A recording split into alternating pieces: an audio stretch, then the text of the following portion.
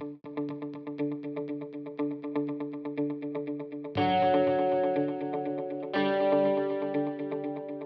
and welcome to the Ben Cotton Podcast, weekly edition. This is episode 6. Have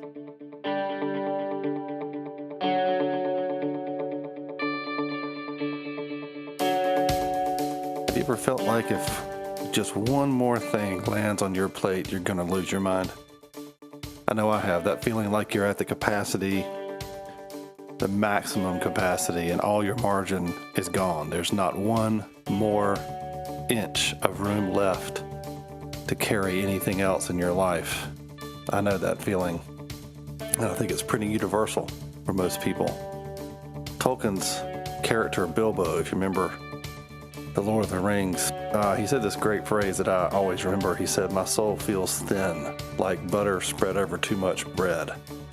That's a wonderful poetic description of what it's like to be at your capacity and maybe a little beyond it. I know I've felt that way many times, and this is what today's episode is all about. We're going to think about rhythms of rest, what it means to live life in the slow lane instead of the fast lane. So let's get into it.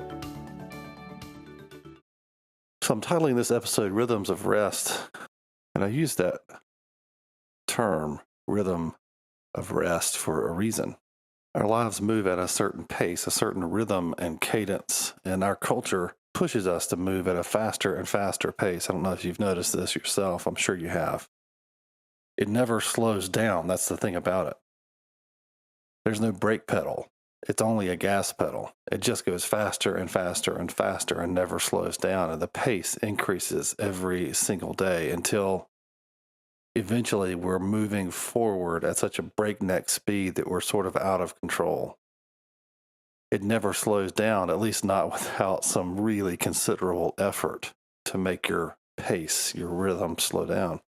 So the pace of our life just increases until we find ourselves hurtling forward without any purpose or direction or control, and we're not sure how to slow it down again. In fact, we really kind of tend to value a fast-paced life as if that means that our lives are more important, or we're doing things that are more significant, or maybe we're just hard workers.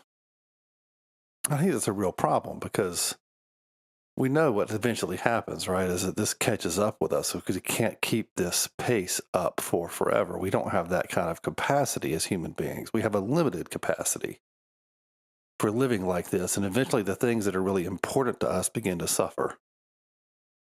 The immediate and urgent things compete with the important things, because quite often the urgent things are not the truly important things.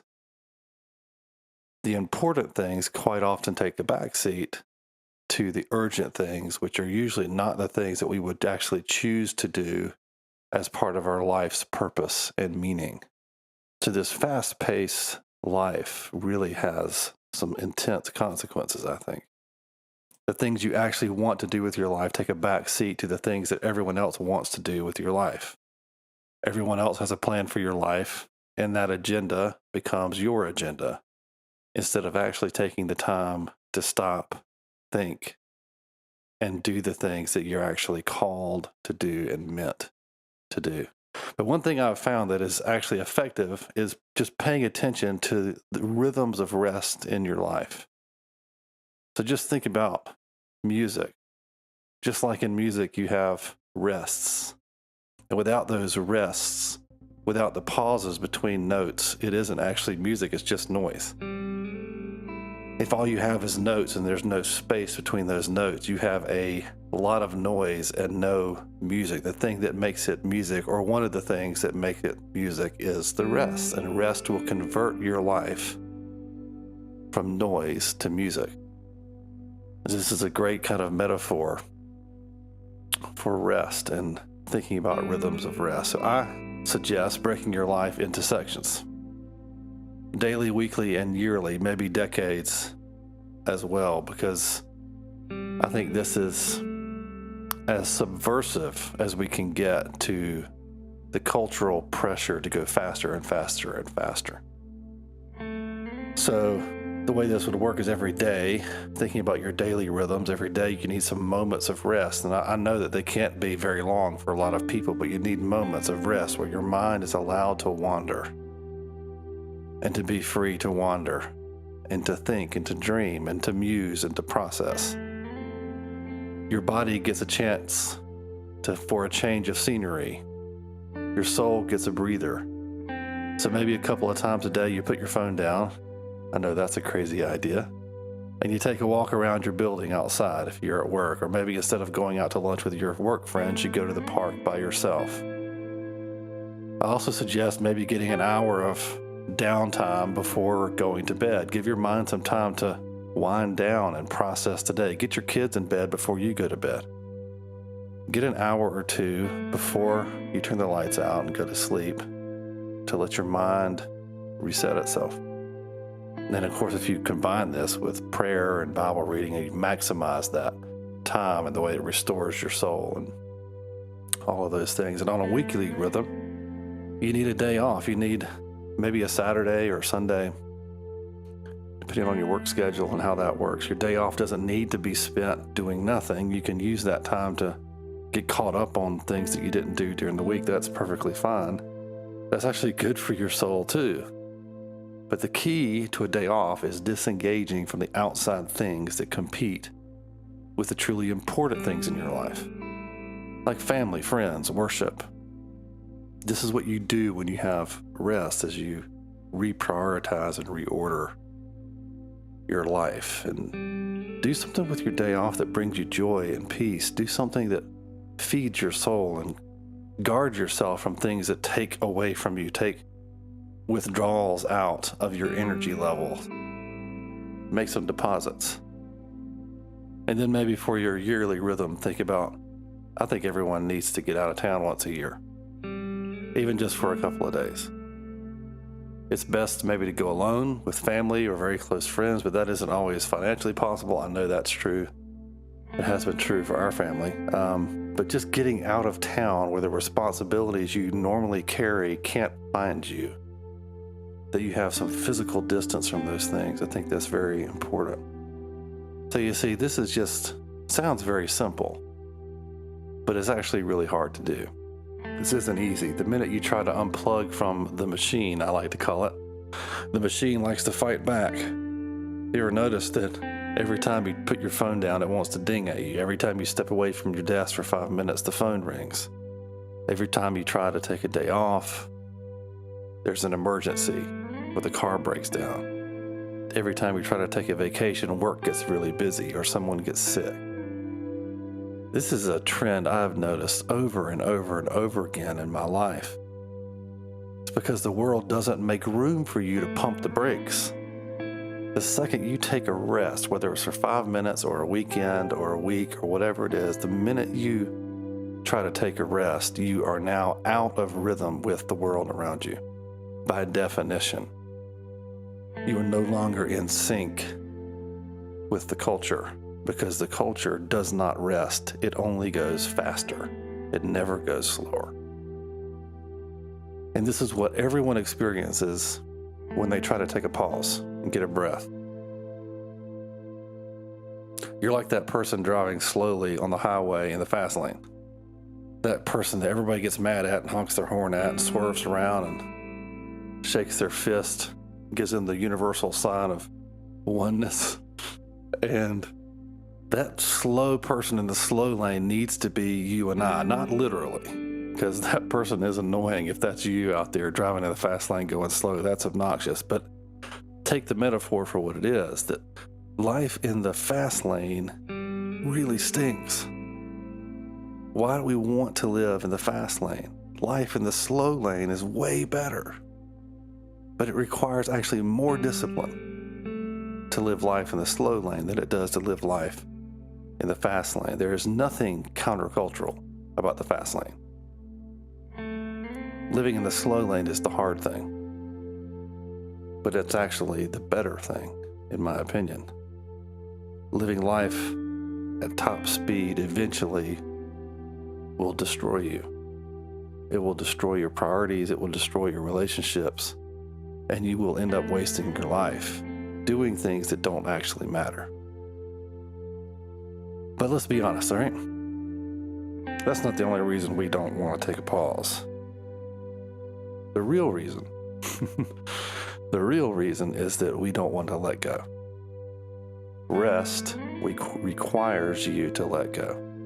This is why in the Old Testament, God got so upset with the Israelites for not taking a Sabbath, because it demonstrated they were not depending on Him. They were depending on themselves for their provision. They didn't want to take a Sabbath rest because they would have to depend on God for their meal, for their sustenance, for their provision on that day.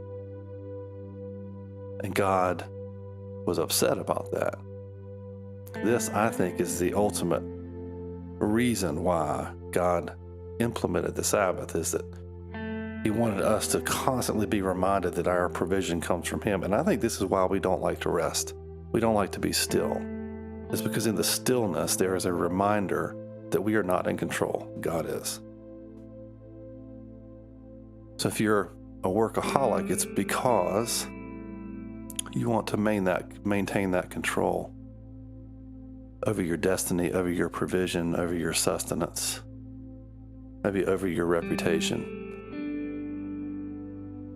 Resting reminds us it's like a fast for the soul.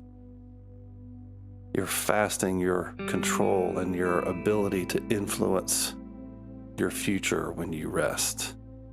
Now, I want to be clear that sometimes we go through seasons of where we're working extra hard and we can't take rest. Maybe you've started a new job and they don't give you time off. Like my wife right now is in school. She rarely gets a day off because of all the work she's doing. She's also working a job and taking care of kids and looking after her sorry husband and all these kinds of things. So she hasn't had much of a break for a while, but this is a season and it's going to be over. There's an end date, a specific end date where that season is over. And when that happens, she's going to have to apply a lot of discipline in order to pump the brakes and come back down to a normal level.